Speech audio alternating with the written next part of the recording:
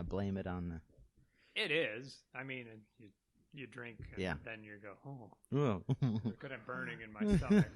Oh, yeah, that ulcer that I beat and then started drinking more. I've been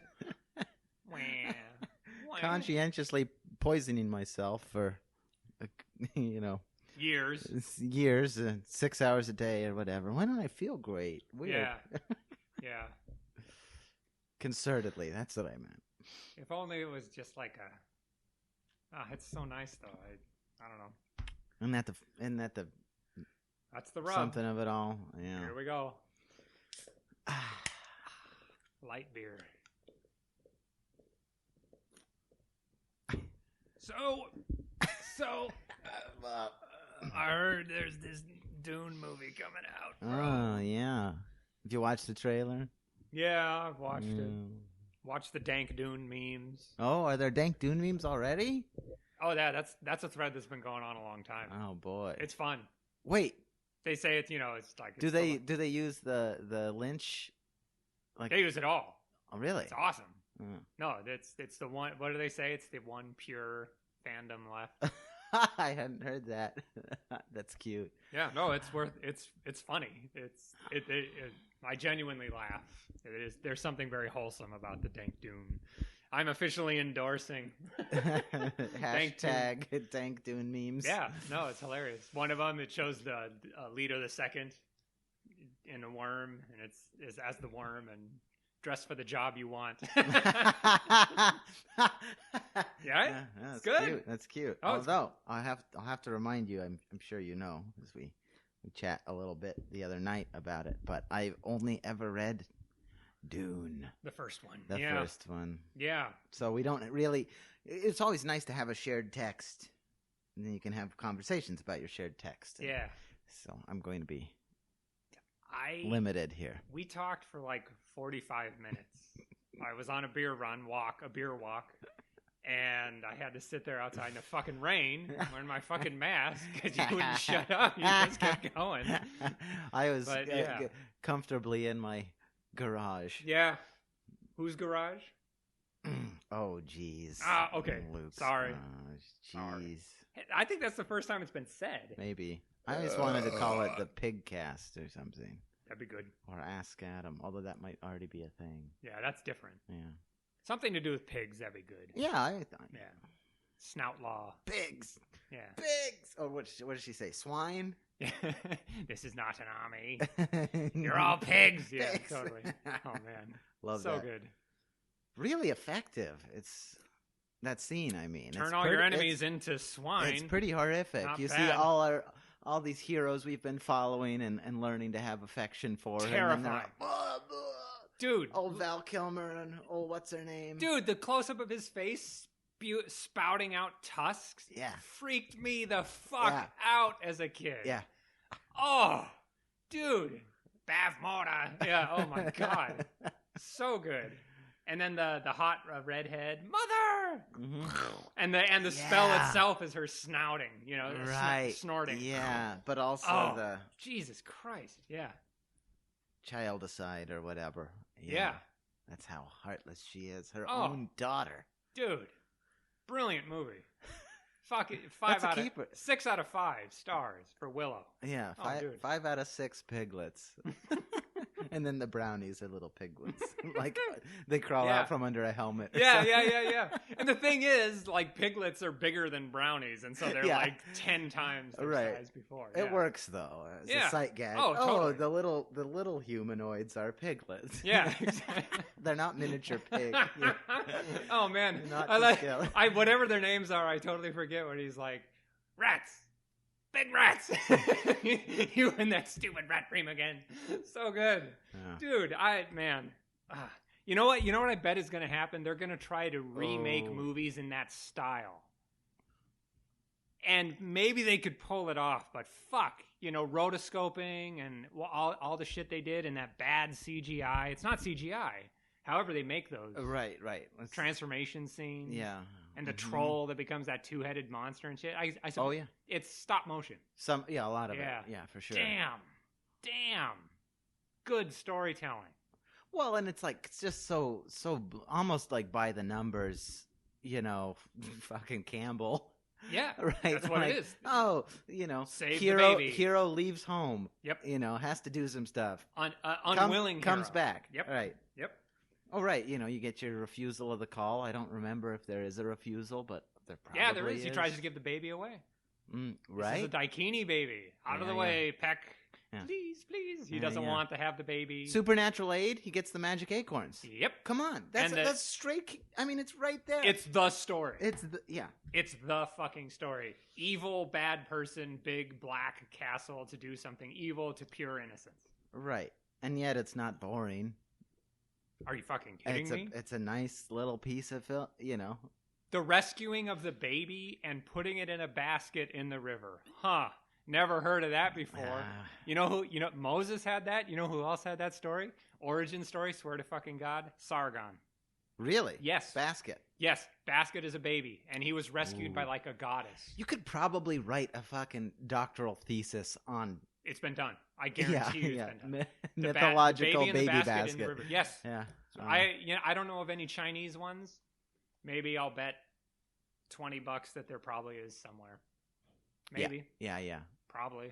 It's a large pantheon, especially once they borrow like the bodhisattvas. I mean, especially once Buddhism arrives in China. Then you get, I'm sure. I mean, I don't know how much myth and hagiography like surround the stories about bodhisattvas, but I imagine it's got to be there. Yeah. Miles. The Buddha, the story of the Buddha himself is a hero's journey. Mm-hmm, it is. Mm-hmm. He's just finding enlightenment instead of conquering the kingdom. Well, right. Nothing ever says, Campbell doesn't say conquer the kingdom. He says receiving the ultimate boon or whatever. Yeah. And then returning to the community and giving back everything you've... Oh, man. I wonder how you would do it with Tripitaka. that one. In Journey to the West. Oh, yeah. Oh, he's the monk. Yeah. He's the Yeah. what do they call him? The scripture-seeking pilgrim or whatever. Sure. I think he's Tripitaka, one of his names. But, pretty classic. Oh, I got to leave home. I got to go get a thing. I got to bring it back. Yes. Right. You bring the elixir back to the place, the community. You left. Yeah. Exactly. Mm-hmm. Yeah. Somebody goes, on out, completes the journey, ascends to a higher plane, and then returns to where they came from to bring the benefits back to the community they set out from. Right. Full circle. Right. It's cool. It's interesting too because it's like the main story is probably internal, right? Like an important part is like the transformation of the hero. Yes. It's a coming of age. Right. But also, even if they're not, it's interesting that they bring something back to where they came from, right? They have to. The story is I've transformed, but also here's some good stuff for y'all. Maybe you can do it someday or whatever. Yeah. Or at least here's the good medicine or the good scripture, the good religion. Setting the world back into its proper order, correcting an imbalance and injustice. I should probably finish that book before I try and speak on it. But I mean, Campbell would say it's a book that we carry within ourselves. Oh, damn. So nice. Speaking of books and a kind of hero's journey, hey, how about that Dune series? Paul Atreides goes into the desert. Yeah. Well, I mean, nobody's ever had a revelation in the desert. Nobody's ever been tempted in the desert. Well, and even before he goes into the desert, he literally has to leave his home. Family, his home planet, right? Caladan. Yeah. So. Yeah, funny that he meets God in the desert, Shai Hulud. He transcends the ordinary plane among the desert people and then returns to the society that gave birth to him on a higher plane. Mm-hmm. In this case, in the universe itself, literally, he can not only see but create the future, trapping everybody else in the prescient vision that he has, and then sets the world right. Ooh. Question mark? The end? Question mark? Right. Yeah, so Frank Herbert knew all the tropes. He knew how to write a hero's journey story. Pretty sure. That's what he was doing. He was using the hero's journey as a template. as paint. As a medium. Yeah. To say something. Not just presumably to write another hero's journey story. Right. You know, he wasn't. This is why Dune is better than Star Wars. Because Star Wars is just to do a hero's journey story. I was joking about this with my family in the living room just today. Like, you know, Campbell never said every story has to check all of these 17 boxes. Right. You can skip them. You can move them around. It's like, it doesn't always have to be so on the nose. The atonement with the father doesn't literally have to be Darth Vader is your dad. Like, right. I don't mind. Right. It's a good, it's a good watch. And, absolutely. But like, just like, no, very little abstraction there. Right? Like the atonement with your father. Actually, Luke. Yeah. No, I am your father. Yeah. And that's why, it's weird to say Lucas was plagiarizing Campbell, because he's not. Campbell was simply... he was a syncretist. Yeah, Campbell was like, it's like saying you're plagiarizing schematics, engineering schematics, blueprints for a building. Well, okay. Right, you're plagiarizing geometry or something. Yeah. Yeah. Lucas read, apparently, as far as I can, he's, quote, admitted to reading Hero with 1,000 Faces and then saying, yeah. I'll do that. In space. I like it. And it fucking worked, and of course it worked, because it's like saying, you know what? Here's this really good sandwich. I'm gonna make a sandwich. Somebody's gonna eat it and go, tastes great. You know, it reminds me of. And I'm not saying it's a shit sandwich. First three, banging. No, Empire Strikes Back, really good. And it full circle. It's just exactly that. It's just like, here's a really good Reuben sandwich. It's salty, crunchy, sauerkraut. Comes with the French fries. Love that ranch. Love that ketchup on the French fries. Salty, hot, tasty. Of course I'm going to like it. Right. It's a classic burger. It's a cheeseburger. Nothing special. This might not be this analogy might have some holes in it, but just thinking about that, thinking about Campbell, right? Like, he didn't invent it. No.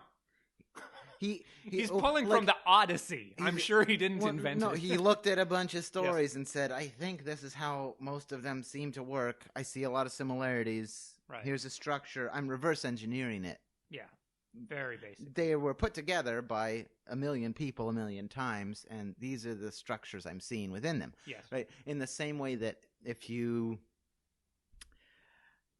like to play music and think you want to study music in college, you go to Theory 1 or Theory 2 at the university, and they say, okay, we're going to practice writing 4-part Bach chorales. Here's a bunch of rules.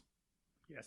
No parallel fifths, no direct fifths or direct octaves. Exactly. When this does this, this can't do this. Like all these restrictions and prescriptions. Yes. To try and emulate good part writing, good 4-voice harmony. Yep. Trying to fake Bach. Bach didn't have the rules. Right. Someone looked at a bunch of Bach, and we all decide that sounds great. It sounds great. He's really good at his job. Here's this here are these tendencies we can draw from his work, right? Yeah. Yes. Nothing wrong with that. And I think I'm almost quoting Campbell where he says, at the beginning, the rules use you. Whoa. When you have mastery, you use the rules. Mm-hmm. I think. Something like that. Because I've watched interviews. And the thing about Campbell is his personality. He was a mystic, And so he didn't sit down the way an academic sits down and says, I see this. When he was writing The Hero with 1,000 Faces, which I haven't read. Yeah. I've read parts. I'm like halfway into it. I don't, yeah. He was he was being descriptive, but he was also kind of telling a hero's story. The hero story is the hero of the story. Like this is why it matters. And so yeah, it's there's some comedy band that does the 4-chord song for pop music. Right. Yeah. It's the Pachelbel's canon chords. Bum, bum, bum, bum. Yeah. I think that might be a Romanesque. Oh, right. Sorry, Gary and Greg, if I got that wrong. Gary, Greg, no, the hero twins. It might be Castor and Pollock. Yeah. Nice. Hey, but yeah, you can just sit there and mash up all the fucking 4-chord songs and be like, there's a reason why they all sound the same. It's the exact same chord progression. We hear it and we get an eargasm. It just sounds right. It's Pachelbel's canon. Mm-hmm. Well, it's not like Pachelbel, I don't even know, it's not like he invented those chords. It's just there. Yeah, and that's not to get to that would be. I do this on the phone with my friends sometimes to get to down and dirty with that, because on the one hand, I want to argue that there's some physical frisson. there's a reason that it works in the physical world when it comes to the way things vibrate when you strike them, but also there's in another way it's sort of arbitrary and cultural, right, because there's the 5th chord in or what we call Oriental music that right. It sounds a bit tinny to us and Westerners, or not tinny. I'm sorry, I don't want to get in that. Yeah, let's not do that. Oh, before I get out of my depth, which I'm always out of my depth. But aren't we all? Big universe. Yeah, there is something, at least to our ears as Westerners who are enculturated with Western tonal music, that is sort of fundamental about root movement by fifth. Sure, yeah. By this thing we call a fifth, yeah. which has a physical analog in the way things vibrate when you strike them. Sure, yeah. And especially if you're a kid and a baby raised in the Western world and you're hearing music that your parents liked, you are being trained by your parents when they say, oh, listen to this part of Stairway to Heaven. Yeah. Or this is why, Africa by Toto, da, da, da, da, da, da, hey. And people love seeing video. Yeah. People love seeing videos of babies dancing to music and it's hilarious. Mm-hmm. It's very cute and endearing. Well, you're training a person's brain to respond a certain way to certain things. So going to the story of the hero's journey story, I'm going to briefly aside to try to, and then bring it back around to Dune. The Song of Fire and Ice it hits all the notes. George R.R. Martin, Game of Thrones. Oh, right. Hits all the notes. But I believe, and I've read the first 4 or 5, because the first one was written in 1996. So there's a lot of fantasy genre long series books out there, thanks to Tolkien. Robert Jordan was still alive back then. God, Jesus Christ. I've read some of those too. He needed to stop writing. But not Martin, because I think he very deliberately said, I'm sick of all these high fantasy circular stories of heroes' journeys and all that. So what I'm going to do is take the least interesting and the period in my universe that my world building of Westeros, Essos, all that, we don't have to get into that, of the world that he built. But he deliberately created a time where it was incredibly chaotic and dark, and the farthest it could be in a world that still had magic and dragons and shit like that in it, from a story driven by magic and dragons and high fantasy. So he said, what would it be like in a world where magic had almost entirely died out? Mm-hmm. The central government had completely broken down. There's no huge conflict between the forces of darkness and the forces of evil, where there's an evil overmaster, blah, blah, blah. Let's take a world that has all those elements. But there's no Sauron. Yeah, there's no Sauron. There's no ring to destroy. There's nothing. I'm going to put it in the context. There's no MacGuffin. There's no MacGuffins, exactly. Yeah. I'm going to take that universe where there is magic, and there are dragons, and there are huge central governments and ancient empires, and I'm going to find a little sliver of space and time in that world and make it about an ugly, stupid, complicated, convoluted civil war in the middle of nowhere, and I'm going to make it character-driven. Mm-hmm. And that's what his story is about. Because in the first book, there's this interesting scene where it's in this show Game of Thrones too, where there's a dire wolf that has been killed by a stag, and it has all these puppies, and the puppies all conform to the Stark children, right? Right. And even Jon Snow has his albino, ghost. Yeah. Right. And wow, is that symbolism? Huh? A stag, the Baratheons, killing the Starks, and then all the children are wargs. He makes it a point that all of them have the ability to mind meld with animals. Oh, really? Oh, yeah, they all are. I didn't remember in that the books from the show. Yeah, yeah, it's in the show too. But he put that scene in there. I know this to give it to the reader. Here's the setup for the story that it would be about if it was all about high magic and all that. And I'm going to take that potential storyline and kill it. It's going to be about civil wars, palace intrigue, the shit just going wrong. Right. And it will still be incredibly interesting because it will be character driven. It's not about who has the bigger bottle of magic. Mm-hmm. It's not about who's more powerful. Who has the master sword. Yep. It's not about who has the highest hit points. It's about people interacting with their environment, and the magic is just another element that, right. Whatever, what the fuck.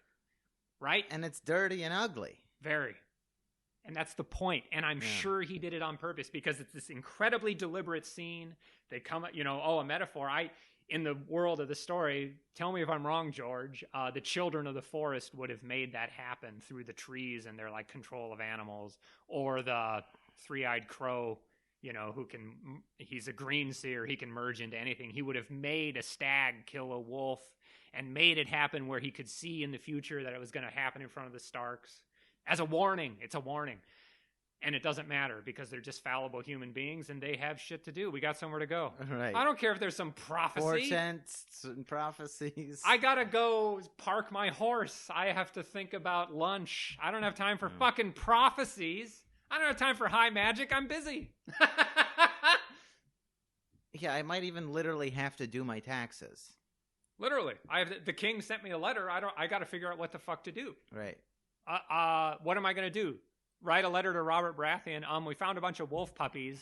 My children are all wargs. I think something big is going down. Gotta go. That's the point. That's the real point of that. The high magic is always so ominous and out in the distance. And then George Martin lost control of this story thanks to the TV show and its popularity. But I'm sure he did it on purpose to show it's about the people. Mm-hmm. And I tip my hat to that because he made it work. And what's hilarious is, especially with the TV show, but also the expectations of the audience. Now it's this massive worldwide audience. They want to turn it back into the hero with 1,000 faces. He is. That's what we want. I want that. I want Luke Skywalker. Yeah. I want Willow. That is what I want. I want the hero to win, and I want to know that he's going to win no matter what. And I also want him to be heroic most of the time. He's got to be a good guy all the time. He gets to have a flaw here and there, but even the flaws are good flaws. Yeah. He's not just naive. What are you doing trying to defeat the bad guy if you're not willing to do what it takes? And this is why I think it's a misreading when they say, "Oh, well, Martin is willing to kill off beloved characters." Number one, that's kind of the point. And number two, you're missing the point. The point is that he's killing the hero's journey story, not just Ned Stark, right? Right. He's letting you know, sorry. Yeah. You think this might be Luke Skywalker for a second.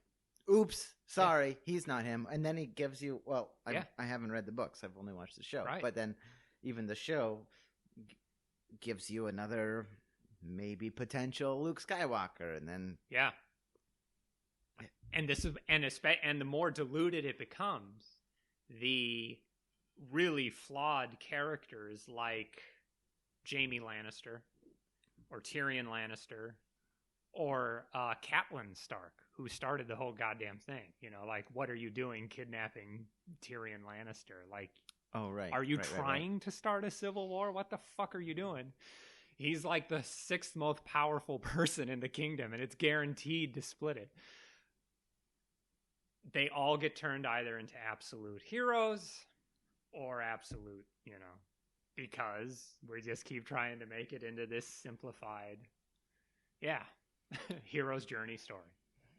Well, back to heroes. Yeah, and that's the segue I made it. And I do definitely tip my hat to Song of Ice and Fire because he did it on purpose. Because if you think about it, in the history of that thing, you have all these dragon lords in the history of his world. Mm-hmm.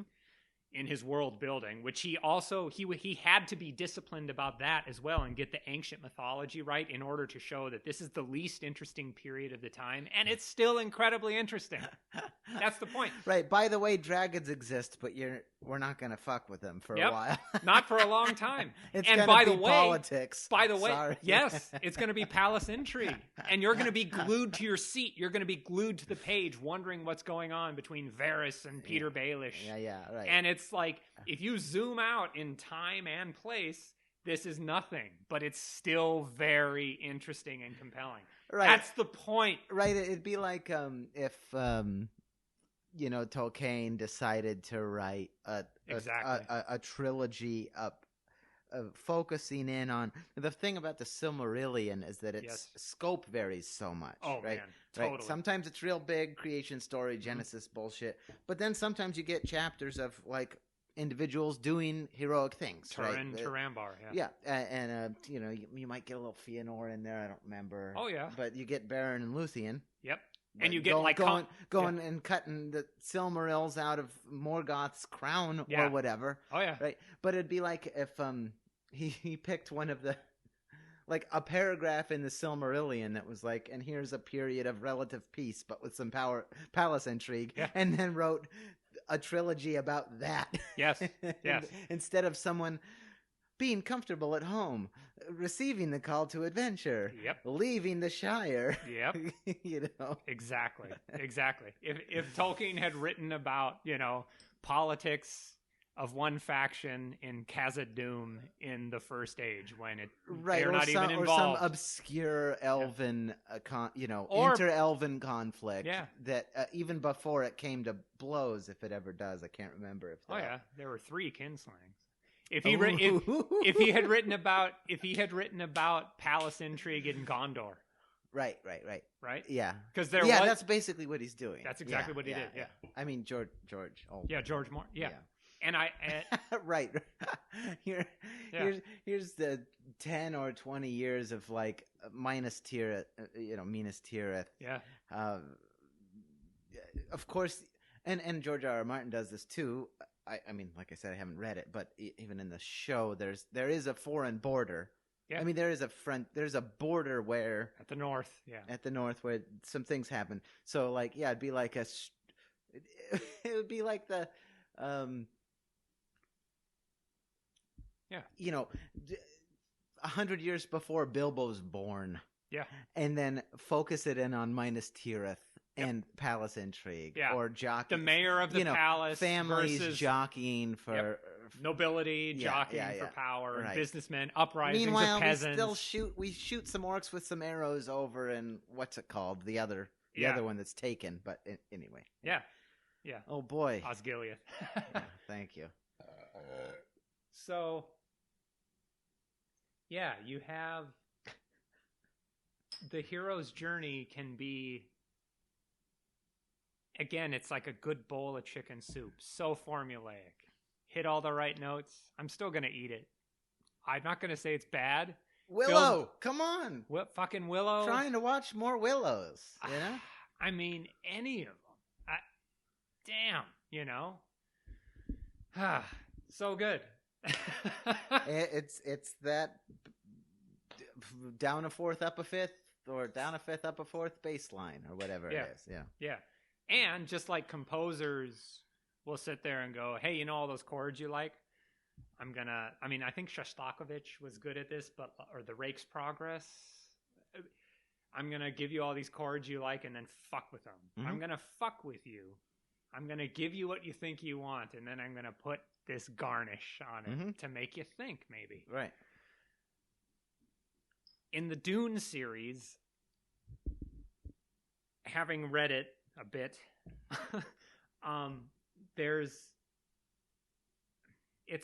you can't say subtext,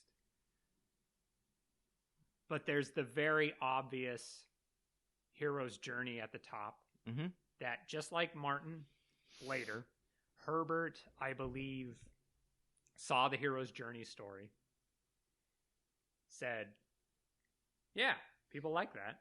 I'm going to give you that hero's journey story, and I'm going to mix a lot of other stuff that a taste you're not familiar with.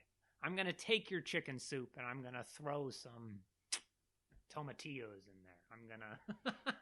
I'm going to give it a garnish that I don't think the audience has tasted before, and introduce it to them with something familiar. Right. Or you might even be hiding something. It might not even be a taste. You think you're eating chicken soup, but you've also it's laced with spice. Spice, yeah. LSD. Spiced. Different, yeah. So, all right. Well, I guess I've set myself up. I better explain myself. I lump the first 3 books together as one because they are all about Paul Muad'Dib. Little Mouse? Yeah, the Little Mouse. Yeah. He chooses that name. Usul. So Dune Messiah, Children of Dune. I'm not going to... Oh, I just said spoiler alert, so whatever. I loop them all together as one because they are centered around Paul and what the consequences of full prescience are. And whereas the next part of the series that Frank wrote, because the abomination of Brian and all that, I'm sorry, no, you fucked up real bad. Well, it's a franchise, it's a brand. It's a franchise at a certain point. Yep, it's like complaining about season 8 of Game of Thrones and being like, well, it turned to crap, and it's like it was always going to, because you made it a franchise instead of being true to a story. As soon as the first action figure, and I don't know that I've seen them in the stores, but as soon as you can buy the hero off the shelf, then you sort of have to know what's coming and not have very many expectations. Yep. As soon as you can buy the T-shirt or a John Stark action figure. Yep, that's what it is. Sorry. Yeah. And you know what? That's fine. Yeah. Agreed. But That's you can't fine. say that it's true to the story. They are just simply 2 different things. They must be considered completely different things. Okay? It's the same as like watching a really good athlete do their best or throw the game because they've been paid to have a certain outcome. It's just that simple. Well, okay, so Frank wrote 6 books. Yes. I lumped the first 3 together as one. And then you have Children of Dune, the end. That's the end of the first book. Okay? If I lump them all, the first 3 together. Okay. Children of Dune is the end of that first. With the ascension, the transformation and ascension of Leto II, Paul's son. Okay. Paul's son fusion dances with a sandworm. Yeah. Paul's son Leto II is born of Chani, a Fremen, his mother Chani, and this is Paul's lady, right? Yeah. In the yes. Although isn't there? He lost his first set of children. This is maybe a. Isn't there something like near the end, like in the conclusion of Dune, where it's like, well, for like family ties or something, he has to marry or have children with one of the Harkonnen daughters? No. Oh, okay. No. I made that up? You made that up. Oh, weird. Paul is the grandson of Vladimir Harkonnen. Oh, I didn't remember that. Harkonnen is the mother of Jessica. I mean, father. Gotcha. Yeah. Okay. And they were so abhorrent of the Harkonnens that even Jessica blocked her own memories of that. Even though as a Bene Gesserit, she could have seen the difference. the similarities. Anyway, Right. Leto, Paul marries Irulan, the daughter of Shaddam, the emperor, but he never consummates the marriage. He only has children with Chani. He loses his first children to a Sardaukar attack. He doesn't marry Chani, but he has children with her. So then the second ones, Leto the second and Ganima, are both born fully prescient beings, and Leto has an even stronger prescience than Paul. Are they creepy because they're like Paul's little sister is creepy? Yeah, they are. They are. They're little babies that are conscious, completely, but actually more than conscious. Yeah, they have all their ancestral memories. But Ganima does not have her male ancestors' memories, I'm pretty sure. Only the female side. Whereas males, the Kisach Haderach, can access both male and female, and because of that, somehow they are also able to be more prescient than the female side of humanity. So there's no full female Kisach Haderach, the one who can be in many places. It's strange. So there's plenty of female Bene Gesserit, but they don't have full prescience. Could they? So Leto has full prescience, realizes he needs to do the golden path to save humanity from eventual extinction, even though humanity, at the time of the end of Children of Dune, the old Imperial Core has colonized 1 million planets or more. He goes, well, that's not enough. So he merges with the sandworms using his Bene Gesserit and his Pranabindu training. He merges with sand trout, sets the golden path in motion, and at the end of Children of Dune, Aaliyah, an abomination, kills herself, and Paul is murdered as well. And strangely enough, Lady Jessica is still alive at the end of Children of Dune. She watches both her children die. I was going to say, tough to see your kids go. Yeah, within minutes of each other. Oof. Yeah. Brutal. Yeah, it is. Remind me to skip that one. It's hard, but it's also about the infinite survival of humanity, so that's cool. So Leto and Ganima overcome abomination through different paths. They don't end up possessed by a single ancestral personality. They both of them end up kind of composite human beings. They can assume the personalities of any one of their almost infinite ancestors, right? Like they have memories going all the way back to old Earth, which nobody even, hardly remembers. They really, is that where I live? Yeah. Old Earth? Yeah. But he goes back to like Babylon, which is kind of funny. Because Babylon ain't that old. Sorry, Frank. Hey, Frank. Yeah, I'm boasting there. So that's the first book, which is 3 rolled into 1. Right. Okay. Then you have God Emperor, and in God Emperor, Leto, there are no sandworms left. Leto controls literally all the spice. And all of humanity is unified under his government, and there's an enforced peace, and all the factions and noble families, the Atreides and other noble families, Leto is the Atreides at that point, have to be at peace with each other. The Tleilaxu and the Ixians and the Spacing Guild and the Bene Gesserit are all under Leto's control because he has full prescience. He can see what they're going to do before they do it. He can see what they do as they do it. He can see what they're going to plan before they plan it. And he enforces the peace through his fish speakers army, an invincible army of all females. Then he dies. I'm just doing a brief overview of each book to kind of set the stage for the next part. What I'm trying to actually been spending 40 minutes to get at. He dies, spreading the sand trout from his body back over the planet of Dune. But, so then at the next one, Heretics of Dune, the spice monopoly has been broken by the Tleilaxu, the Bene Tleilaxu. So now humans can produce spice. The Golden Path is well on its way. There's been famine times where there's not enough spice to do the interstellar travel that they want, but then the Tleilaxu create spice, and the Ixians create ships that can fold space without the use of spice.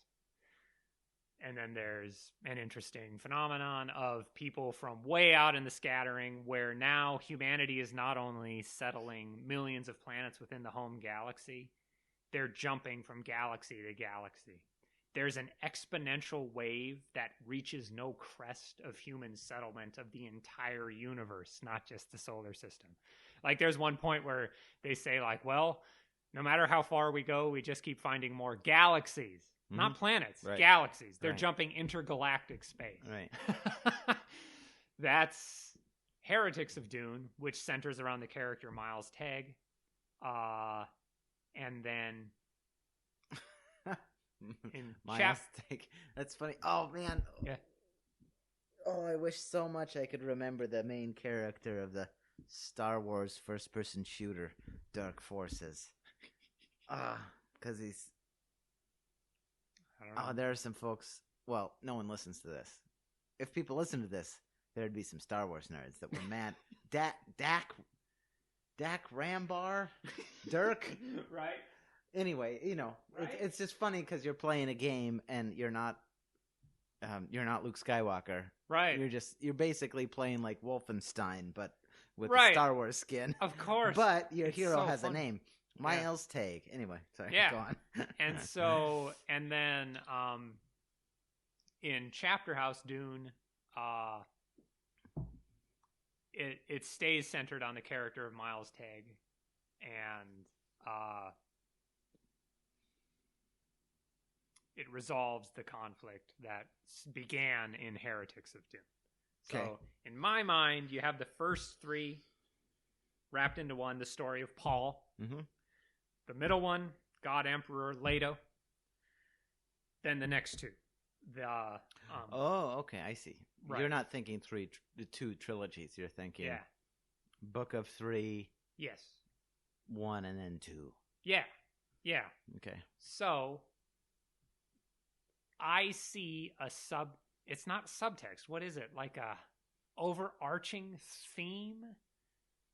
Where, strangely enough, it can't be character-driven through all those different books because it takes place over like 3,500 years, right? Even though Duncan Idaho's in every book on purpose. So, I'm contradicting myself. But at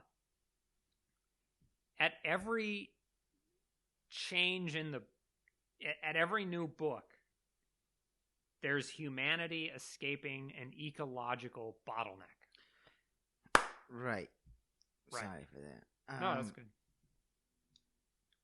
We spoke about that a little bit. Yes. What's a bottleneck? A bottleneck is oh God.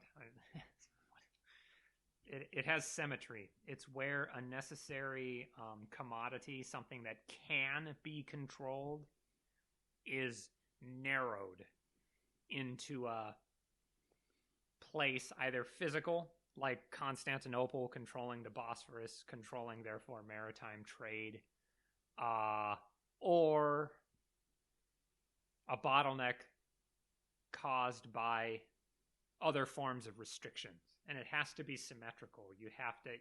There's no bottleneck on oxygen right now.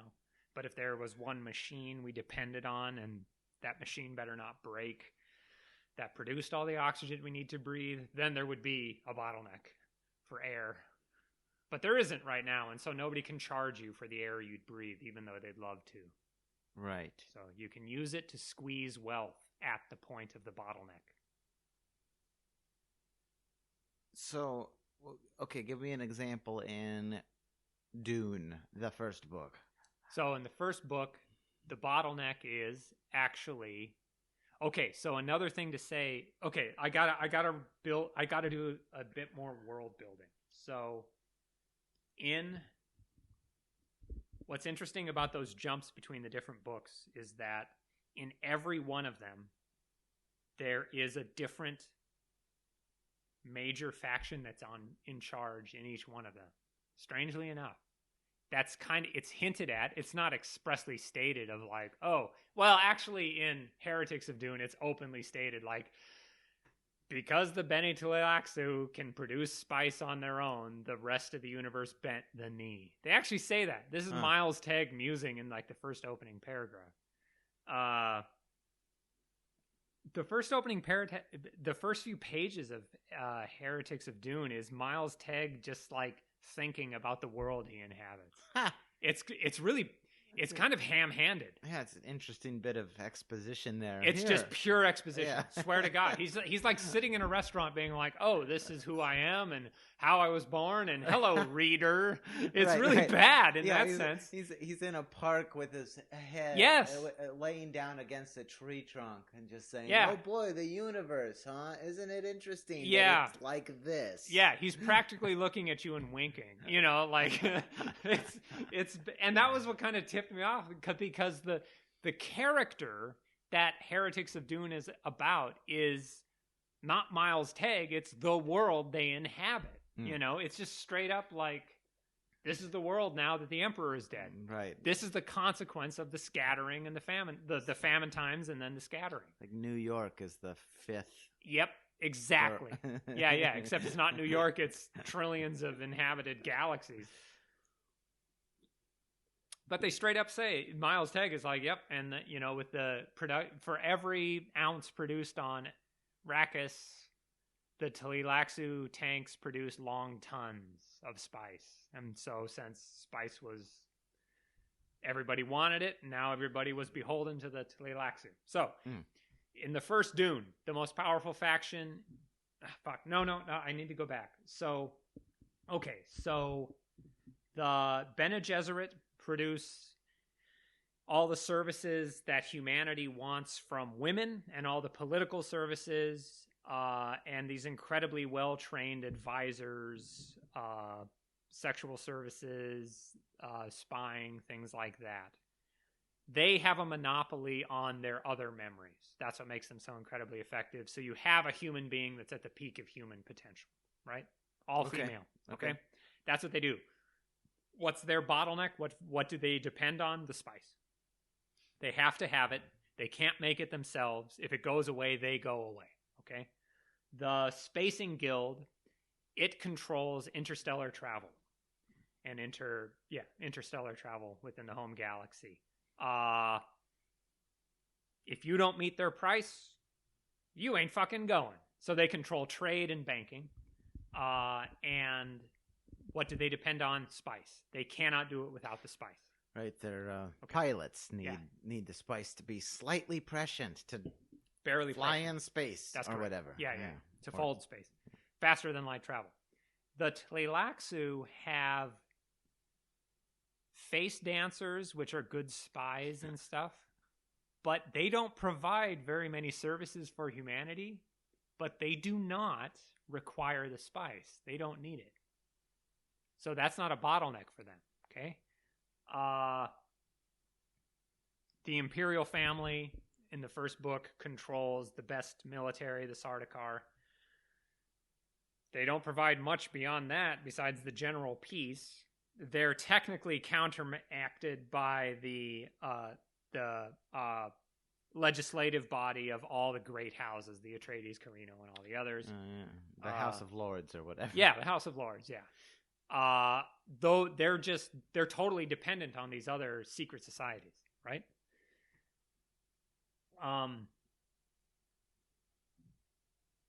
The other two, and then, so the other main one is the Ixians. The Ixians provide all the high technology. So all the little gadgets and gizmos and widgets that humanity needs, but not computers. The Ixians do not depend on the spice, right? Okay. And then The other two factions that are discussed are the Mentats, which are kind of human computers, and then the Suk doctors, which provide medical device. They don't need spice, but they don't have power. They just provide a service. They're experts. They're just experts in, necessary things.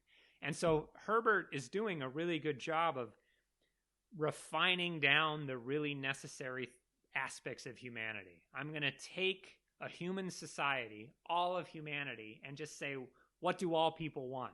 Good doctors. Mm-hmm. What do all political animals want? Good advice. Good intelligence.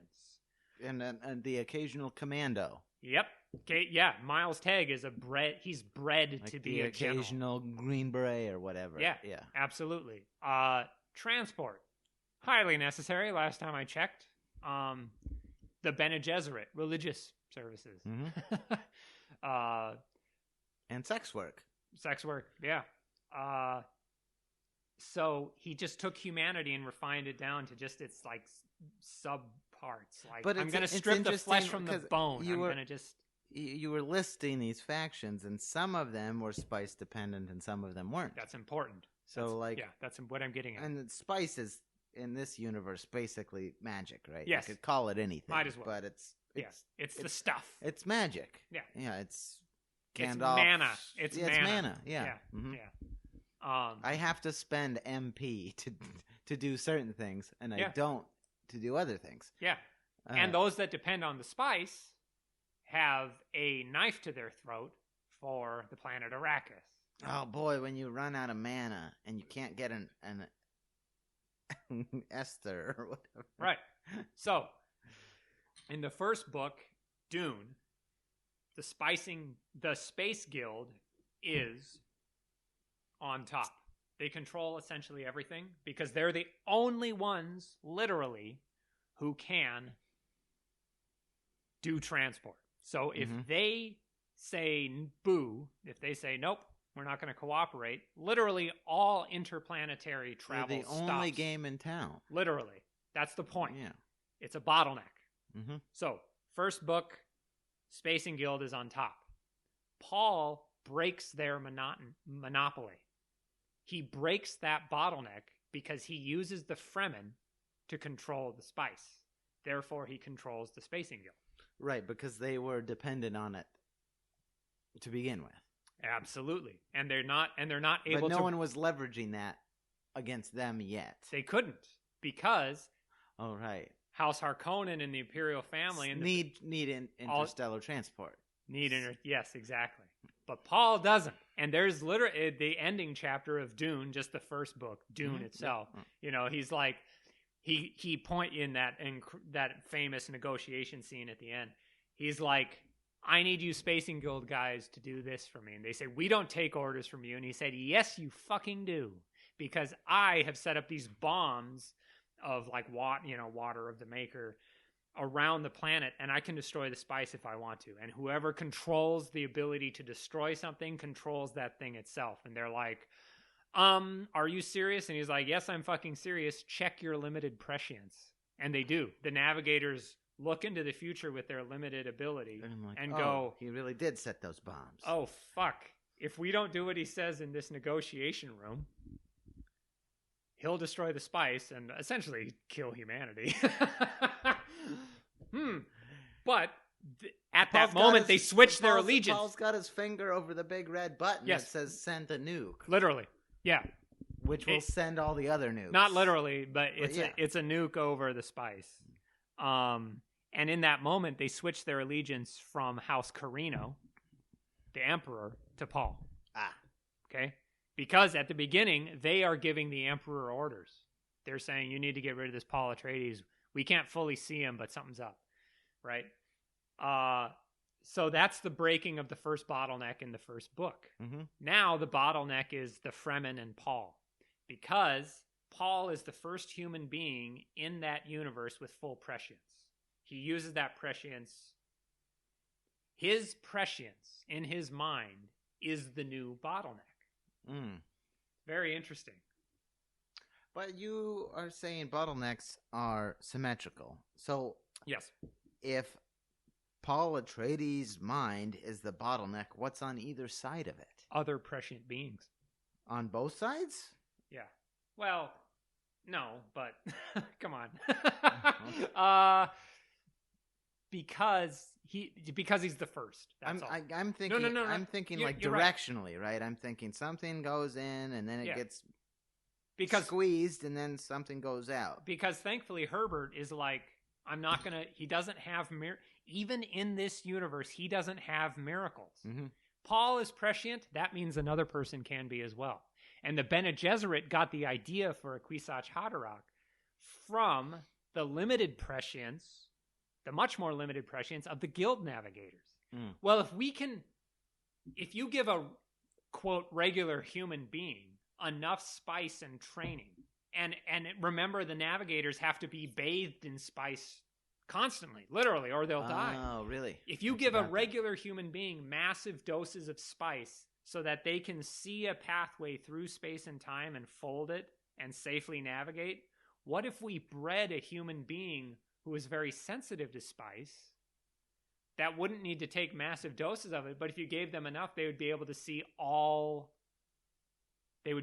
everything. Mm-hmm. They would be able to see all space and time. Paul is folding the whole universe into his visions of the future.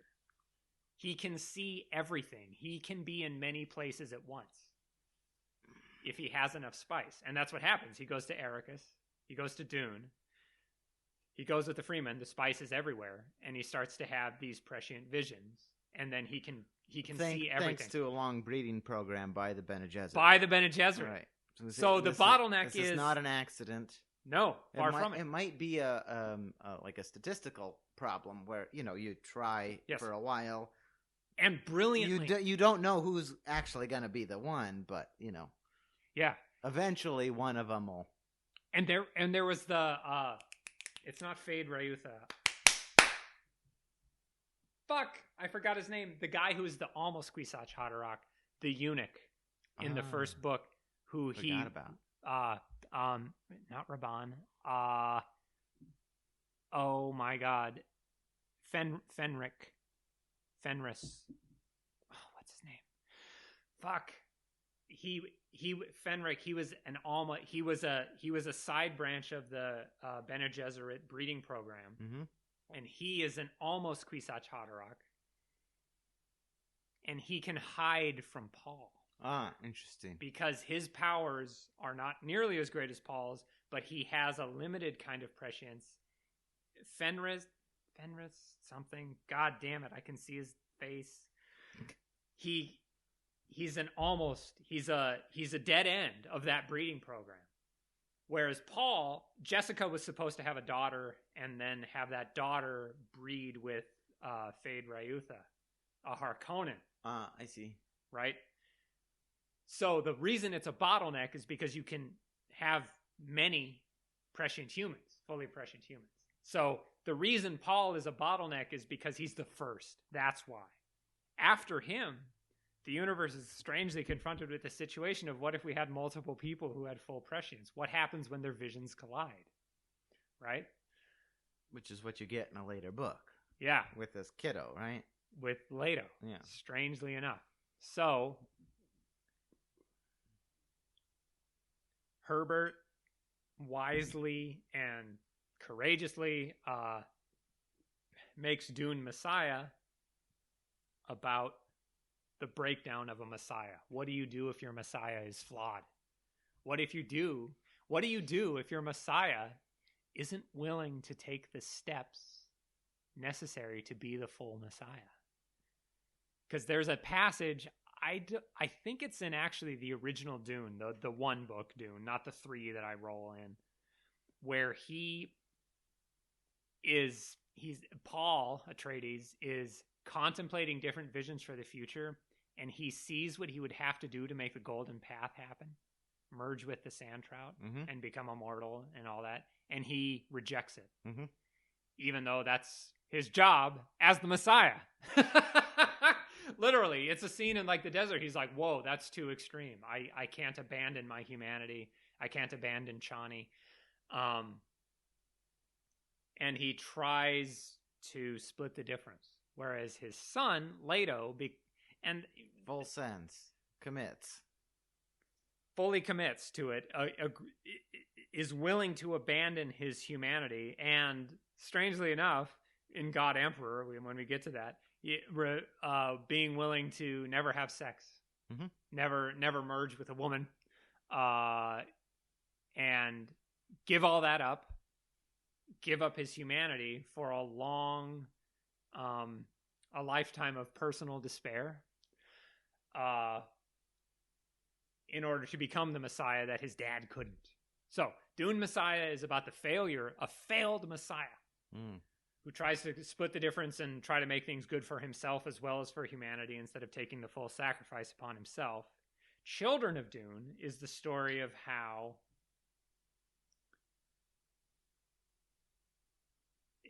Paul's children, Ghanima and Leto,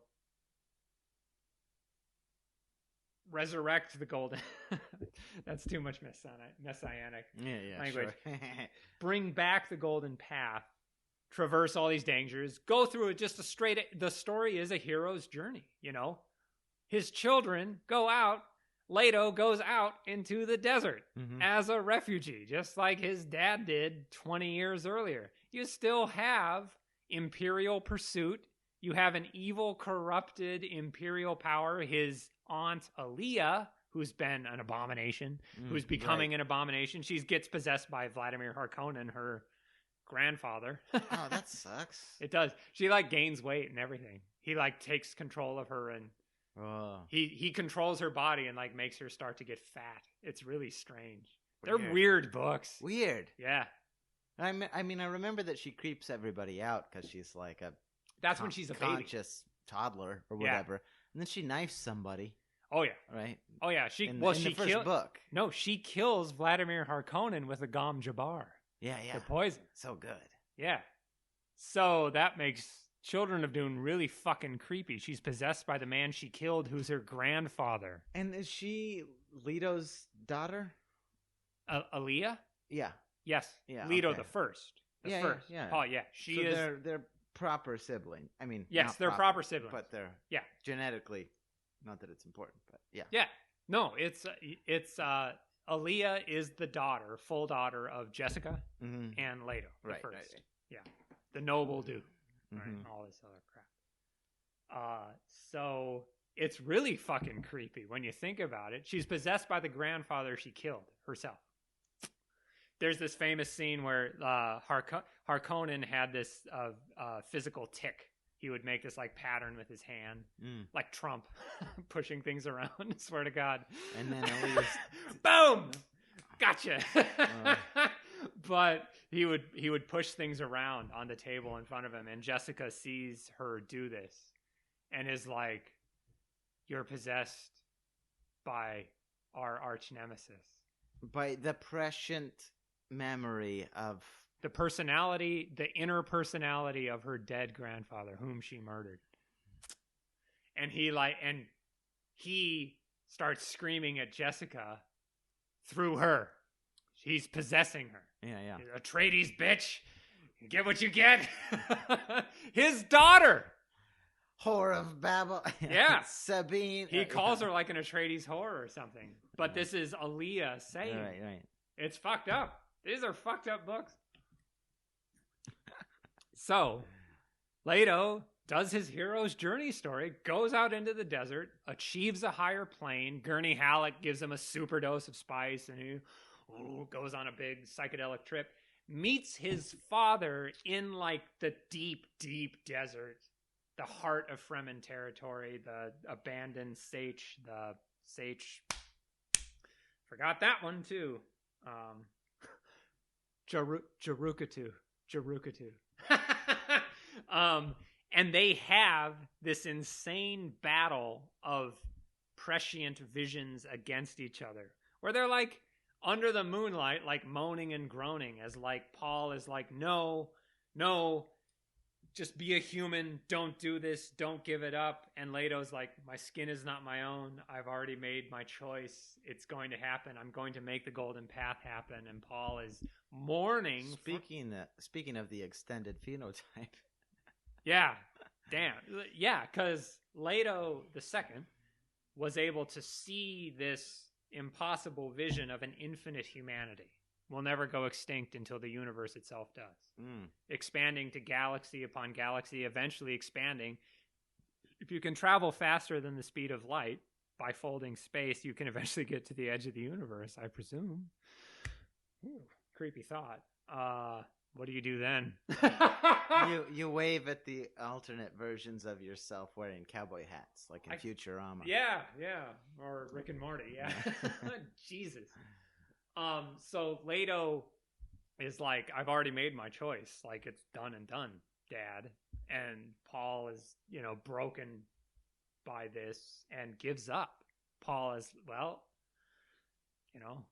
okay, have your golden path then. I gotta go fight Aaliyah, my sister, possessed by my grandfather. Right. And then that's the end. So that's the end. You end. just had to atone with your father, and I have to sort of go atone with my grandfather. Right.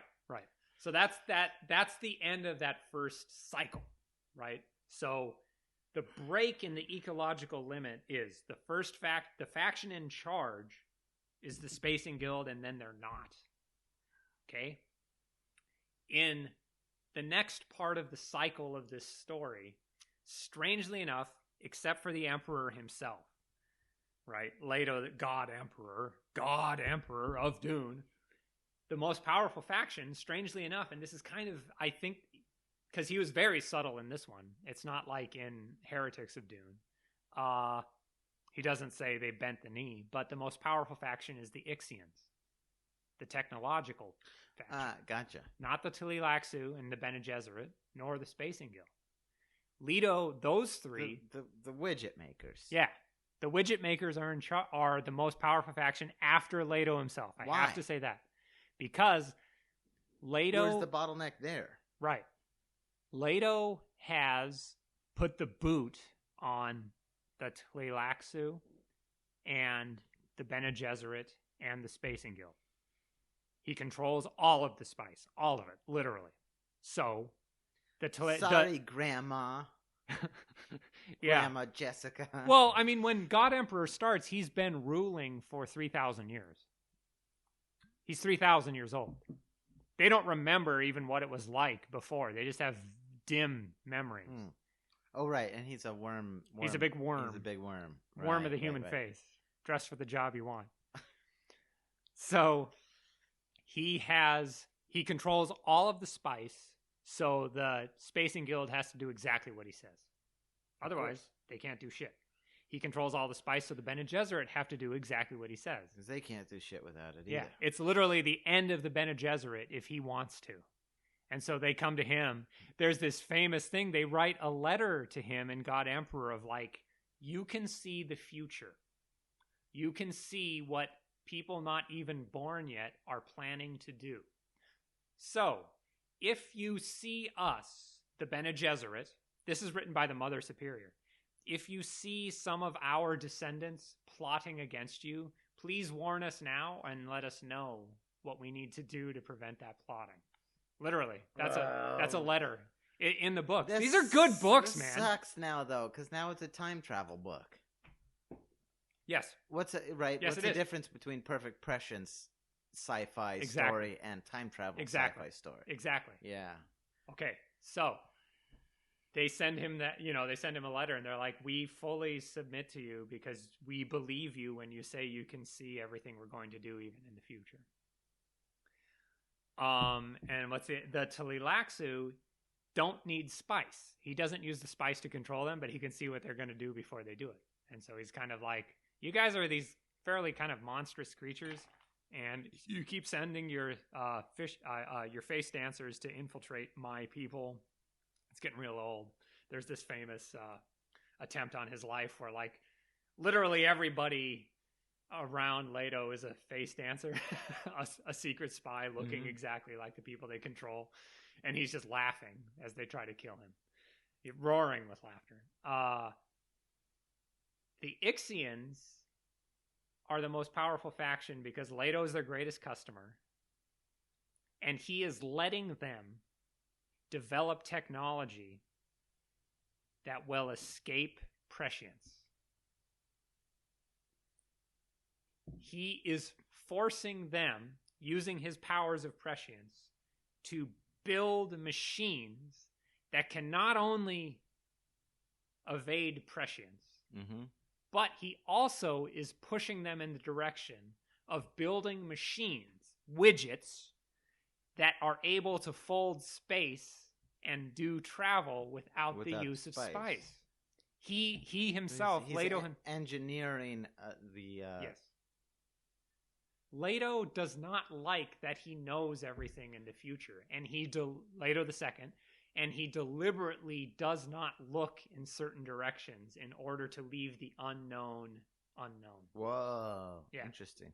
Because I was thinking that earlier. I mean, he never looks at how he'll die. It's a hard. No, he doesn't. It's a hard thing to try and construct a narrative. Yeah, I mean, it's insane. Where the character knows. Once you introduce time travel, you've got problems. Yeah, very few people have done it very well at all. Yeah, I think, and it gets real boring. Right, and I think the same thing goes for prescience. How do you construct, as a storyteller, how do you construct anything interesting once you introduce that into your universe? And it's not really, like you said, there's no miracles. Yep, correct. Sure, the spice is magic, right? But it has its rules. It's not supernatural. It has Neither its is rules. Even folding space. Right. Even folding space is not magic. So you introduce just about omniscience? Yeah. Omniscience if you use it. How do you tell a story with omniscience? And that's why I think... At all. Exactly. And that's why I think Herbert is just one of the most extraordinary. He fucking pulled it off. You can read God Emperor of Dune more than once and get more out of it each time. There's one point where there's a attempt on his life and the consort's life, and Duncan Idaho, who he keeps bringing back as a Gola. Golas are provided by the Tleilaxu. And he's telling Duncan where the fighters of the Tleilaxu are hidden in the capital city, even to the point of, like, behind this window, there'll be 3 guys crouched down with these types of guns. And Idaho is like, what do you need me for, Lord? And he's like, I need you to be there, to be the spirit of humanity, to be that spirit of, like, a sense of wonder and unknown. Wow, weird. To confront the world not knowing. I can't do it. I could. Easily. But I can't. Weird. Yeah. Weird. And he's telling this to the Duncan, who will eventually kill him. Ooh. But Leto does not know it because the whole point of Leto II is that he enforces for 3,000 years plus. He holds the self-discipline to not look at when he dies. To say, I'm not going to look at that. I know I will die, and I could know, but I will not know. Hell of a choice. I don't think I could hold up to that. And that's why Leto II is a sympathetic character. It's also, even though he's a tyrant. They will call me tyrant. Not to be too meta about it, but it's also maybe the only way to tell an interesting story about an omniscient being. Exactly. It has to be. You write your character... your omniscient character and say, well, there are things he chooses not to know. Yep. Otherwise there's no story. Otherwise, there's no character. It's just a guy doing something until he dies. It's a TV. It's just a white rectangle, or in a way. Yeah. Right. There's no story. There's no struggle. All of a sudden, is terrifying. Yes. But so is consciousness. Exactly, man. I mean, this is why I drink. To flee from it. Right, of course. So, the bottlenecks. So the other the Ixians are the most powerful faction in God Emperor of Dune. Because the God Emperor is kind of not a faction. He's above all of them. He controls all factions, but he lets the Ixians develop technology that will escape his abilities. Mm-hmm. The other thing Leto II does is he takes control of the Bene Gesserit breeding program and breeds a line of human beings that are invisible to prescience and are able to escape it, so that their actions cannot be predicted by any prescient That's mind. so funny. That's Siona. All right, you introduce omniscience into your universe, and then quickly, it doesn't need to be fully broken. Right. Dramatic, in a dramatic narrative sense. Right. But if there's even one blind spot, exactly, then you can still have a narrative. Exactly. So, exactly. So the next bottleneck that is broken is prescience itself, and it is broken by the most powerful prescient being, Leto himself. Mm-hmm. He deliberately does that. Right. The Ixians create no chambers and no ships, which are spaces and then spaceships. Ooh, I see. That are spaces where prescience cannot penetrate. Right. So whatever goes on inside of that chamber, a no chamber, cannot be seen by a mind like Paul Muad'Dib or Leto, the God Emperor. Right. And then building a spaceship around that is trivial. Mm-hmm. It's a spaceship built around a chamber. So no chambers become no ships. And then he invents, in a strange way, no people. Mm-hmm. He doesn't invent, he breeds them with Siona Atreides. So now the bottleneck that's broken at the end of the story it's such a weird, isn't it odd? It's such a weird, how the fuck playful treatment of determinism and free will and mathematics. If the God Emperor can't see what I'm going to do next, how the fuck do I know what I'm going to do next if I'm Siona Atreides? What am I responding to? But who am I? But if you live in a universe in which there is an omniscient being, you might not have free will. Correct. He sees and he plays into that as well. He interacts with Bene Gesserit and he's like, well, you're not going to live the spice agony. You're not going to make it, Mm-hmm. And she becomes a saint in the Bene Gesserit.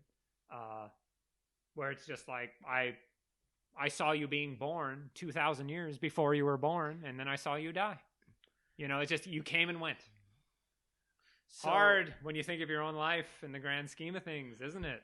Like this is the genius of Herbert. It sucks. Like my own life is this teeny tiny itty bitty thing, and there's no way I rise above the narrative of any other human being's life. I'm not special. You can probably, well, what's Adam going to do 2 weeks from now? Make some good guesses. Yeah, you can make some good guesses. I can, fuck, dude, you got to bring the sense of wonder back into things. That's why Duncan Idaho keeps being reborn. I think that's literally why. I really do. Duncan Idaho ends up being one of the more sympathetic characters. Mm. Can't remember, was he like he was a weapons master, swords master. Weapons master, right. He was... Because Paul had a whole retinue of mentors and trainers. Right, but there's a reason why Leto kept bringing back Duncan and not Thufir Hawat or Gurney Halleck. He could have, but it was Duncan. Duncan had a sense of adventure in the world. He was a hero. He had a hero's. His name is Duncan Idaho. Yeah, what the fuck? Come on. Herbert was from this part of the world. I swear to God. Tacoman, yeah. Right? Yeah. There's going to be a Herbert house. There should be a statue or something. Fuck, at least. dude. These are incredible stories. When I was in high school, they put a bronze statue of old William O. Douglas. I don't know if you heard of that guy. He was a Supreme Court justice. Oh, no. From Yakima. But they put one in our courtyard. He's sort of leaning forward. And a nice sort of almost like expression, not grotesque, but he's got an old man's face. Is he like grabbing soup or I need my tennis ball. Yeah. Right. So Yeah, so prescience, Leto deliberately breaks the power of prescience. Right. He doesn't... The most prescient, the closest to omniscient this universe has at this point in time, deliberately creates both the means to escape the restrictive travel bottleneck of spice and the restrictiveness of prescient minds. He's like both. Right. Yeah. He says you can do interstellar or intergalactic travel without the spice. Yep. And also just it doesn't even need to be 100 or 1,000 or 1,000,000 people. Even a handful of... Strangely enough, a handful of blind spots is enough. Yeah. In a way. Yeah. Right? So, strangely enough, Siona, it seems, is the only person who's ever... Her and her descendants are the only people who are free from prescient visions. So, by the time you get to the last book of Frank's series, Chapter House Dune, literally everybody on the planet Chapter House is, through some distant lineage, a direct descendant of Siona Atreides. Huh. Except for Duncan Idaho, who's a Gola, so he has to stay on this no ship to escape prescience. So, at the very beginning of the series, prescience is a unique trait that only the Bene Gesserit, full prescience is a unique trait, only part of the Bene Gesserit breeding program that comes to fruition too soon because Lady Jessica had a son instead of a daughter. Right. By the very end of the series, prescience is a skill that you can hire for a certain rate of pay per hour. Wow. Yes. So you can be like, I'm going to hire a guy to tell me what's going to happen in the futures market for pig feet 20 years from now to try to look at the market. And so you can literally hire people by the time of Chapter House and actually Heretics of Dune to be limited prescience to find somebody or something. Right. Duncan Idaho is a Gola. Private dick. Yes, a private detective. Yes. Yeah. And so Duncan Idaho, since he's a Gola and he doesn't have Siona genes in him because he's a clone, he's a clone of the dead body of the original Duncan, can't hide from them. And so he has to be the one person on the planet Chapter House who has to stay in a no ship to hide from them. As if they were house cleaners. As if they were roofers. Right, That is Frank Herbert encapsulated. Something goes from being incredibly rare and a bottleneck to being something you can do for hire. That's not special at all. Mm-hmm. Bronze used to be a magic metal that only the king and his retainers and the rich and powerful had. Now what's bronze? What's nice for cymbals and bells, I guess. Electricity could have been something that they restricted and only the rich and powerful had it. Thankfully, it broke out soon enough. What is a bottleneck? Yes, the spice. Faster than light, interstellar, intergalactic travel goes from being something that the Spacing Guild can squeeze the testicles of the entire human species for, to being something that you can simply have as a ship as if it's a car in your driveway. Right? Prescience also. The same way in that universe. Yeah. Wild. Yes. Wild. And, okay, so the God Emperor dies, the Sand Trout convert Arrakis back into a desert.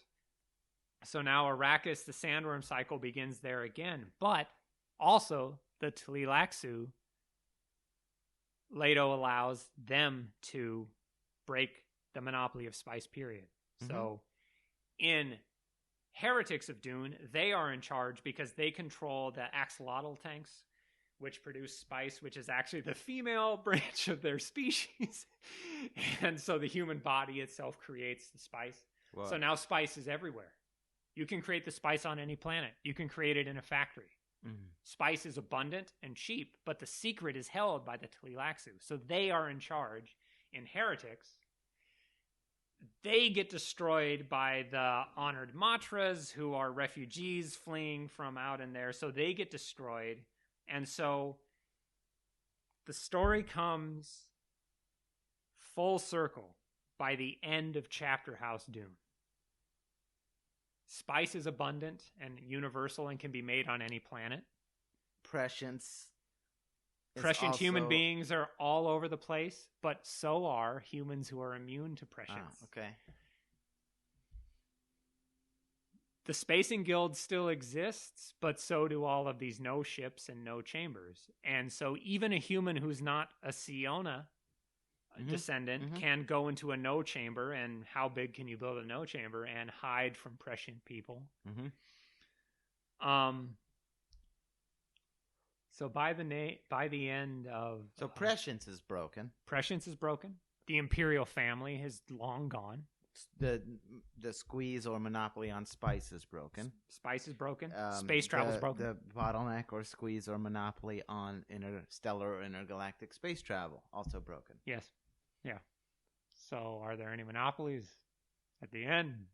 Chapter House Dune. Well, there's only one Duncan, Idaho. Right. And the final scene is him with Shiana, a lady who can control the worms, the Shai-Hulud. We're an oh my God, I'm fucking this up, but I know the spirit of it. We're an untraceable ship in an untraceable universe. What else did you want? Because he was about to be caught by these face dancers, Marty and them, who were rolling around, picking up human personalities, and all, tried to catch him as he tried to escape. We're an undetectable ship in an indecipherable universe, something like that. Because Shiana's like, we don't know where we are anymore, because he scrambled the controls on their final escape. Daniel and Marty are these two very enigmatic, always misunderstood. They're face dancers. Brian fucked it up so bad trying to make them agents of thinking machines. It's garbage. Sorry, Brian. An undetectable ship in an undetectable, indecipherable universe. Isn't this what we always wanted? So the whole story comes all the way around of basically an infinite humankind having broken all conceivable bottlenecks. They can travel faster than the speed of light. Their medical knowledge is essentially perfect. No diseases. They have all the energy they could use. They probably have molten salt reactors. They can both be prescient but also escape prescience. So, in my humble opinion, the overarching storyline is all about breaking of bottlenecks where people can use unseemly violence against each other to extort wealth beyond regular market prices from each other due to control of a bottleneck. Right. And every one of those books corresponds to a breaking of a certain bottleneck to then find the next one. Right. And in the last book, conceivably, another bottleneck will arise and then be broken again. But he leaves you in a universe, not the whole universe of that the narrative exists within, but at least even the large, huge, time-spanning, parsec-spanning, whatever, universe that even he described, he leaves you with, at least for the time being, basically no bottlenecks where people can leverage, extort, and exploit wealth. Yeah. Interesting. Because if you're in that universe in Chapter House Dune and somebody's trying to fuck with you, somebody's like, you know what, you want something? I want this much. You go, bye, adios. I'm going to go 7 galaxies left. And you're gone. Like, go ahead and try to exploit me. What are you going to do? Hunt me down? I can travel faster than the speed of light. I have Siona descendants in my retinue, and also no chambers, so you can't even hunt me down with prescience. Right. What are you going to do? What violence are you going to use against me? And there's all sorts of details. It's an interesting universe to build. I know, it blows. And maintain drama and suspense through that. Yeah. Throughout the narrative span of the 6 books, Yeah. To introduce, fast and light travel or whatever, or prescience or omniscience, and and on and on. And then at the end, is it a utopia you're left with? Is a world without bottlenecks a utopia where people cannot exploit? Yes, or leverage or squeeze? They certainly can, but it's all local. There still has to be drama. Yeah. Right? So yeah. there has to be, 200 to 400 pages of the 6th novel that you want to finish. Yeah. I mean, it does become it's an interesting what happens to the garbage of the extended universe that Brian did, where like, they encounter the thinking machines again, and Duncan, the ship that leaves Chapter House at the very end with the honored Matras and the Bene Gesserit unifying and all that, and so you've got Duncan, Siona, and Skitail, a Tleilaxu master who has this little vial in his body of all cells, even from Paul, Gurney, and all these others. Frank is thumbing his nose at the people who want it to come full circle. He's like, no, I built this infinite universe. They're out there in the middle of goddamn nowhere, and they don't know where they are. And that's the point. That is the point. Don't try to make it a circle every time. Yeah, don't try to fucking make it have to be have fun storming the castle. Yeah. Defeating the bad guy, and then, what happened? Why do I have to defeat the bad guy? Is he the one that gives me meaning? No.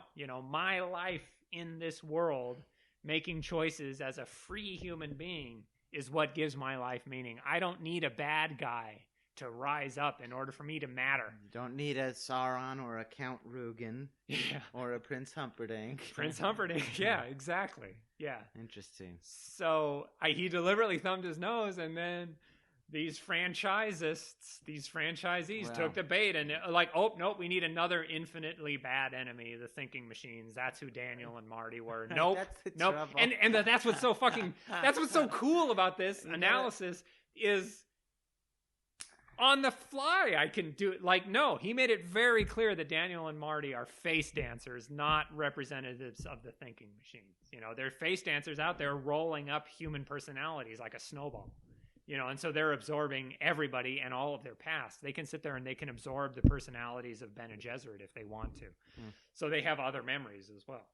So they're kind of these infinitely, they're like the preborn, except not fully. So they're kind of these consortia human beings with an almost infinite number of personalities that they can keep absorbing. So they try to catch Duncan Idaho and Shiana and these others, but he escapes them, and that's the point, So the 6th novel, Face Dancer War, I don't know.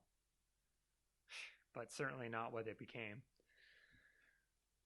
Yeah, and there's this other it would have fit better earlier, but like there's this scene where the daughter of Miles Tegg, who would become Odoraid, who becomes the Mother Superior of the Bene Gesserit, confronting this threat one of their gravest threats, the Honored Matras, who are a side shoot, a corrupted version of the Bene Gesserit, looping back into the old Imperium, who are willing to obliterate whole planets.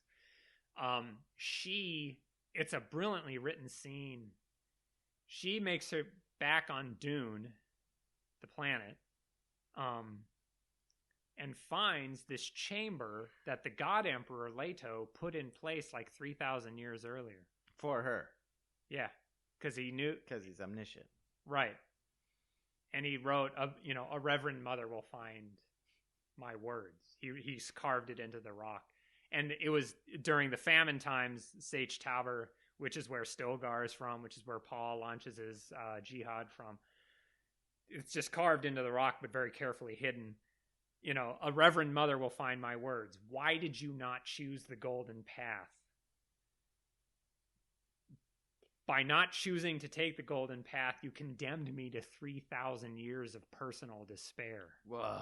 So his main beef is not with the Ixians or the Tleilaxu, who he knows are deeply flawed organizations that he is going to use in the short term and then cause to disintegrate. But the Bene Gesserit, and he openly says, he's like, the Bene Gesserit are the one faction that I've really toyed with destroying forever, because they could be so much more. And they sentenced him to purgatory. Yeah, they sentenced him to this half-life of being a half-human, half-worm for 3,000 years to make the Golden Path happen, because they could have done it themselves, even though they didn't have full prescience. You know, and he's like, who are you going to side with? The Tleilaxu, these, you know, self-worshippers, the Ixians, the fish speaker bureaucracy. And then he says, how will the Bene Gesserit meet their end as nothing more than a secret society?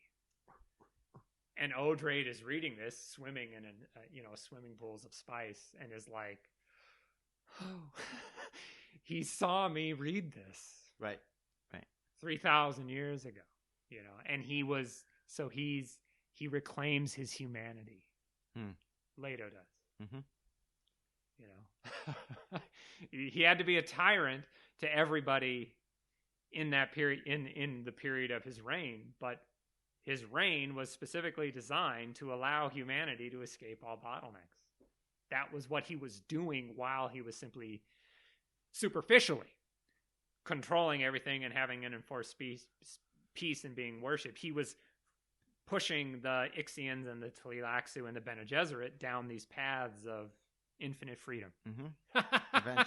Eventually, yeah. Through a lot of suffering. Right. Oh, man, it's a hell of a series. I think I'm pretty much quoting, how will the Bene Gesserit meet their end as nothing more than a secret society. Snap. Cut it? Yeah.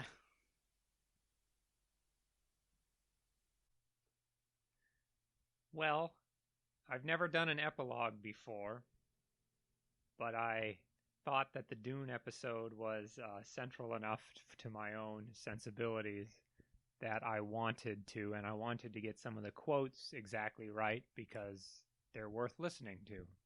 And nothing gets the flavor of the original than direct quotation from Frank Herbert. So an overview, epilogue, which we hope you enjoyed, ladies and gentlemen, is that the meta-narrative of the original Dune series by Frank Herbert, while revolving around individual heroic narratives, overarching is about humanity bumping into and using ecological bottlenecks to exploit each other, and then the struggle for freedom from those bottlenecks, either by breaking them themselves or the development of new technologies. Sometimes that's the same thing. So in the beginning, the Spacing Guild uses limited prescience to squeeze humanity at the bottleneck of travel. Limited prescience becomes full prescience with all the terrors and pitfalls that implies in the person of Paul Muad'Dib and Leto, his son, the God Emperor. The full power and danger of stagnation from full prescience becomes explored in God Emperor of Dune. But behind the scenes, Leto is helping break that power by breeding Siona, pushing the Ixians to make no chambers and no ships, and pushing the Tleilaxu to breaking the spice monopoly in their axolotl tanks. And then the final two books, Heretics and Chapter House, is humanity scattering forward into this glorious golden path of infinite futures and no bottlenecks, especially at the edge of the scattering where people are exponentially scattering in every direction, faster than the speed of light, unable to be tracked by prescient machines, unable to be tracked by prescient humans, and unable to be bottlenecked by any resource like the spice. And in a certain sense, the consequences of that future. So the quotes I wanted to get right, the first is from Leto, second of his name, God Emperor. What he carved into the rock in a secret chamber full of an empire's ransom of spice as just a little cookies on the table for the future Bene Gesserit. Little more than something they split up among themselves and sell at a profit they get for free after it's been hiding there for thousands of years. But more importantly are the words carved in the side. A reverend mother will read my words. I bequeath to you my fear and loneliness. To you I give the certainty that the body and soul of the Bene Gesserit will meet the same fate as all other bodies and all other souls. What is survival if you do not survive whole? Ask the Bene Tleilax that. What if you no longer hear the music of life? Memories are not enough unless they call you to noble purpose. Why did your sisterhood not build the golden path? You knew the necessity. Your failure condemned me, the God Emperor, to millennia of personal despair. My words are your past. My questions are simple. With whom do you ally? With the self-idolaters of Tleilax? With my fish-speaker bureaucracy? With the cosmos-wandering guild? With Harkonnen blood sacrificers? With a dogmatic sink of your own creation?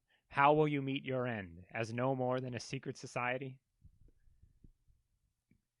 And those words help push Odrade and the Bene Gesserit Sisterhood in Heretics and Chapter House to meet the challenge of the Honored Matras and take full responsibility that their skills and other memories give them to help with the maturation of humankind and actually take a more direct role in governing human affairs than hiding in the shadows and never ruling directly as they have been doing as their modus operandi since the beginning. One of the operating principles of the Bene Gesserit was never to rule directly. And here's Leto challenging them on that. And then finally, one of my favorite passages, which is at the end of Chapter House Dune, as Duncan Idaho, Shiana, and a captive Bene Tleilaxu master, and several other Bene Gesserits who are fleeing the Bene Gesserit, the planet Chapter House, because Murbella has taken control of the Honored Matras and is going to be in the process of not blending the two, but in a sense infiltrating. She's going to rule the Bene Gesserit and the Honored Matras, and the Honored Matras rule the old Imperium, having fled from back into it from the scattering. Many Bene Gesserit sisters do not agree with this course of action, and so the No Ship that has been Duncan Idaho's home and half prison, half sanctuary from prescient hunters, because he doesn't have Siona genes, he has been secretly activating it and fixing up the not the warp drive, the Holtzman drive, and they escape before Murbella can get them back or prevent it, even though Murbella would not have done that. And as he is escaping, he is almost captured in the process by these autonomous face dancers, Daniel and Marty, who have set some goofy time-traveling tachyon net to catch the No Ship as it's folding space somehow. It's not explored because it doesn't have to be, and it's in the same theme with Frank Herbert's process of new technologies, maybe creating new bottlenecks, because Miles Tegg can also learn has the ability to see no ships, and so perhaps no ships now can be tracked or even caught by this insane psychedelic net woven by these face dancers. He escapes the net by randomizing the flight controls of the No Ship. He literally scrambles it in like a thermodynamic kind of miracle. He just makes his hands and commands spasm, and so there is no pattern that the net can follow. And so the ship just slides into an unknown part where Idaho doesn't know where it's going at all. He just scrambles it. He just fries the commands into a random pattern, and then the ship boop, pops up in the middle of nowhere. Not the middle of nowhere. They just literally, they have no idea where it is in the universe. And him and Shiana, who have been kind of partners in crime in this conspiracy, Shiana realizes this has happened a second later when they reach the end of their jump, and realizes she has no idea how to navigate. And the projection above her, quote, the projection above her showed they had emerged from fold space. Idaho recognized none of the visible star patterns, but he had expected that. Shiana swiveled and looked at Garimi standing over her. We've lost all data storage. Idaho tapped his temple with a forefinger. No, we haven't. But it'll take years to recover even the essentials, Shiana protested. What happened? We're an unidentifiable ship in an unidentifiable universe, Idaho said. Isn't that what we wanted? And so, again, this core group of people on this ship find themselves in a situation of almost infinite freedom. And in some ways, I think that's the core story inside of the Dune series stories, is how people seek freedom and what they do with it. The quest for infinite freedom and escape from all bottlenecks, all ecological limits. On that note, thank you for listening.